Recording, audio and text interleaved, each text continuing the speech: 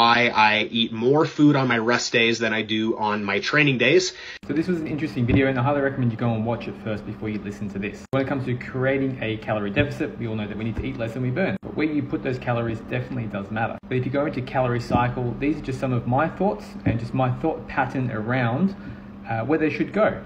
And obviously you can tell me if I'm wrong or if I'm right, but it's more just for an open discussion. So when you're a brand new beginner trainee and you haven't been training at all, or you're severely detrained, you're probably going to be in the post-anabolic window for up to about maybe 2-3 days after your training session, which means you'll be pretty much growing tissue that entire time. Now, yes, when you're in a deficit, the main goal isn't to build as much muscle as possible, but you should still be trying to strength train and build muscle. But when it comes to post-workout nutrition, the more advanced you get, technically the less muscle potential you actually have at building. If you're growing huge amounts of muscle, you're brand new, you definitely need a crap ton of calories and protein after your training session. Now, yes, you do grow when you're resting, but that window tends to shorten the more advanced that you get. Now, yes, I'm not a big guy, so why should you listen to me?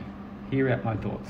I believe it makes more sense to be eating most of your calories within about a 24-hour period of your initial training session. So basically you should be having higher calorie days in the following 24 hours of when you finish your last training session, because that's when your MPS response is going to be the highest and when you have the most potential to build muscle, if you are going to build any at all. And therefore on your rest days, when you're sort of out of that initial phase of repair, is when your calories should be the lowest. So you can calorie cycle, but I think it should just be done in the opposite way. On your true rest day is when you should be having technically the lowest calories possible. Think of like a protein sparing fast. Minimal calories and lots of protein. And in the 24 hours immediate after your workout is when you should be getting most of your calories and most of your nutrition, provided that your weekly calorie is on average. And yes, we all know at the end of the day, as long as at the end of the week you hit your protein requirements and your weekly calorie average is on point, you're probably going to get the same result. But that's just some of my thoughts.